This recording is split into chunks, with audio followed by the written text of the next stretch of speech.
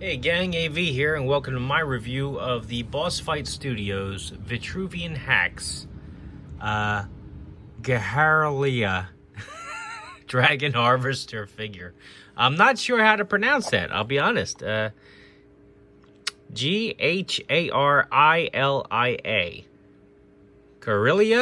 Gharilia, I guess.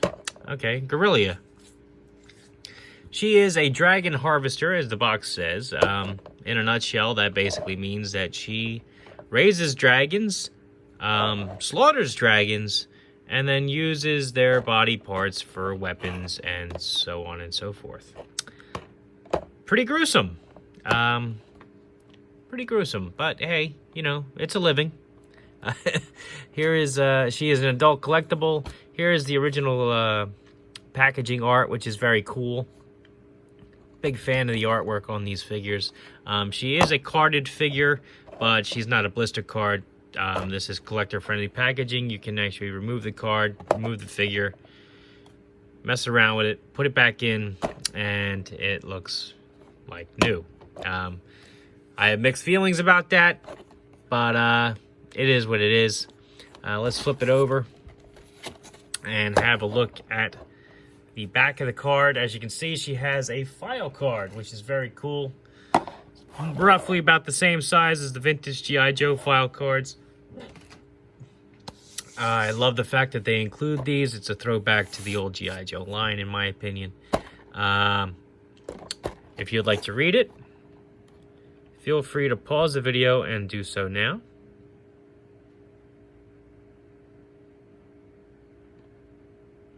Again, I am a big fan of these. I love the fact that they are included with the figures. It really helps to flesh out the figure,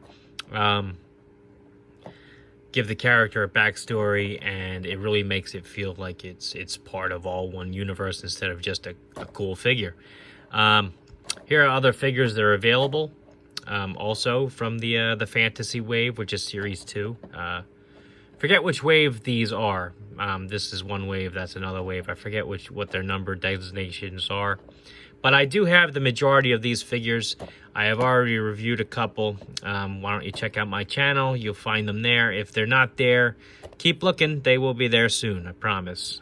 There is a QR code right here, so you can download the Boss Fight app. Let me slide it out away from the flap so that you can scan that if you wish. And without further ado, as you can see, I already folded the plastic flap down so I could slide the card. Let's get the figure out and have a look at her. She's got two figure trays, or two item trays, I should say. Get this out of the way. Looks like a piece of her armor is loose in the packet. All right. Angle the camera down so that we can see what we're doing. Okay, as usual, we're gonna have a look at her accessories first. Here is the bag, which contains her alternate hands and her figure stand. Now, figure stand is just says Boss Fight Studio. It is in the shape of the Boss Fight Studio logo. It has 2 foot pegs, which the figure's feet firmly attached to. These work fine. I don't need to demonstrate it. The figure does not fall over when they're on top of it. The figure's feet do fit firmly on the foot pegs. There are no issues there at all. I don't need to open that up to show that off. And she has an additional set of hands. I will explain again, just like I do in all my videos for Boss Fight Studios. The reason why they come with 2 sets of grasping hands is one set has a hinge that bends down and up. The other set bend in and out. So depending on which items you choose to pose with her, or what kind of position you try to put her in on your shelf, her hands can make the appropriate movement. And she can hold her weapons appropriately. So, while I have her out of the packet, I guess, let's break protocol and have a look at the figure itself. Why aren't you focusing? Don't know why it does that. Alright. Very nice textured detail on her armor, which is presumably made out of dragon hide. Or dragon scales, I should say. Very cool. This is her helmeted head. The head is removable, but the helmet is not. She actually has a non-helmeted head here. If you choose to have her face showing.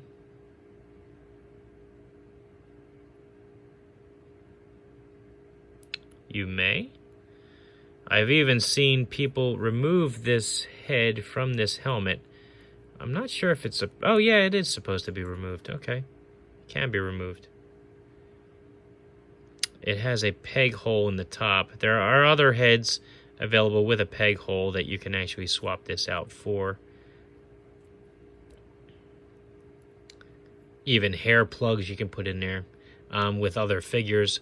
Unfortunately, to this day, with all the accessory sets that this company has put out, they still have not put out any accessory packs with additional hair pieces. I have close to 20 unpainted bald heads that I can't get hair pieces for to make new characters with. It's a little frustrating. I wish they would just come out with an assortment of hair and head pieces for use with those figures. Anyway, I'm just griping now. We'll go over her articulation in a little bit. I just wanted to show the figure off since I had her in my hand. We're going to look at the accessories first. So you may see that she only has armor on the right side of her body. The other two pieces of armor are here in the item tray. Why is this not focusing for me? Alright, how's that? Better? Okay.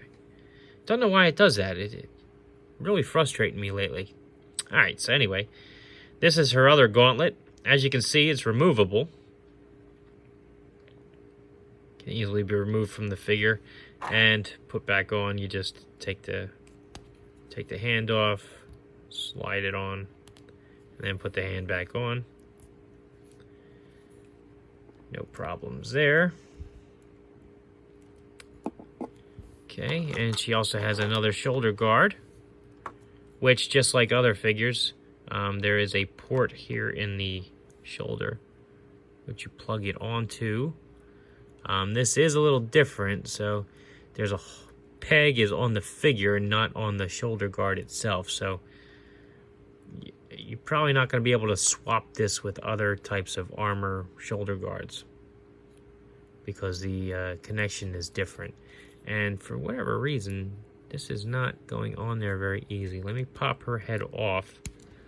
Hopefully that will make this a little easier for me to get in there, so that I can demonstrate how it works. There we go. It's on there. Easy peasy, lemon squeezy. All right. Now her head's attached. Good.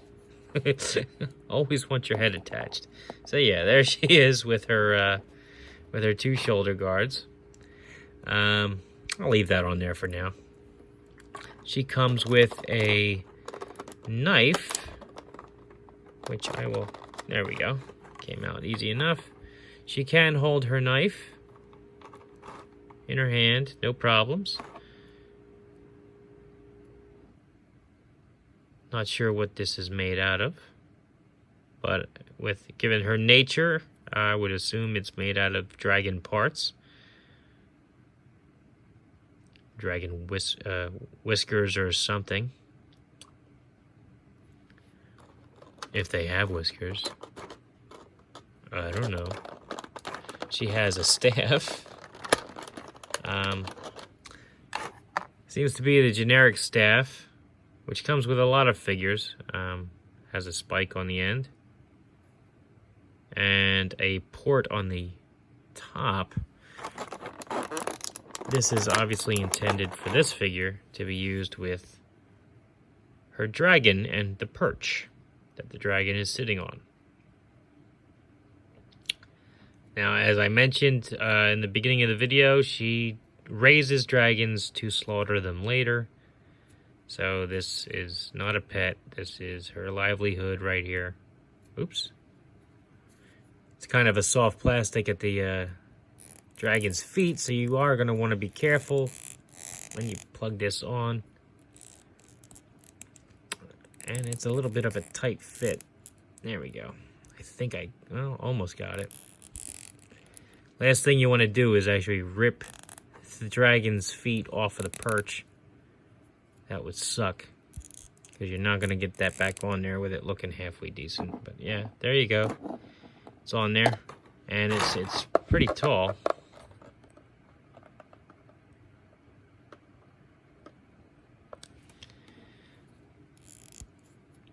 All right. And she also comes with this satchel with a couple eggs in it. This fits onto her belt. It's got a porthole right there. And you can see it has an empty spot. That is for this egg accessory up here. Come on out. There we go. Now, come on out. Gee whiz. That's fighting me the whole way. All right. Now, there is no peg hole or anything in there for this. This is purely a friction fit. So you just squeeze it in there, and that's how it rests. It's a little unfortunate that she didn't come with any open palms so that she could actually hold the egg, because they did go to the trouble of making the egg removable. It would be nice if she could have held the egg, but she can't because she just has grasping hands.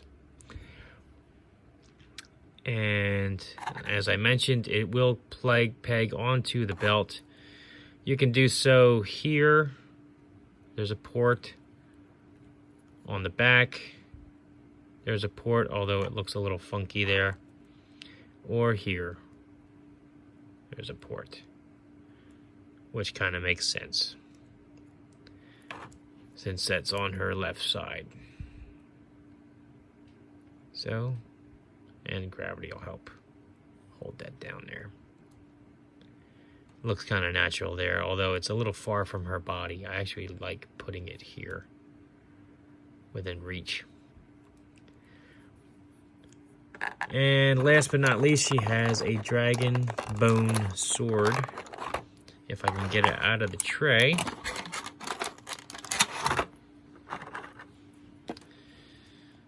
And that fits good in her hand too.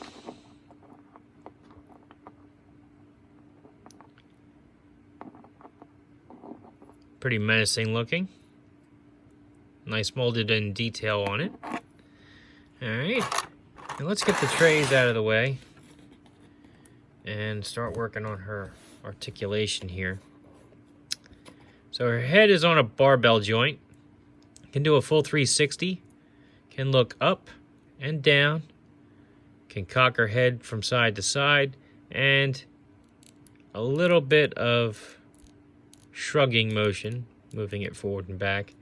Her arms are hindered by her shoulder pads. But normally they would be able to go 360 degrees. They can go up about that far, again hindered by the shoulder pads. There's nothing at the bicep. Her elbows can bend a little over 90 degrees, down almost 90, and rotate a full 360. Her wrists do a full 360 because they're just a simple peg. They can bend up and down. The additional hands that she comes with, which I showed earlier, will bend in and out. She has an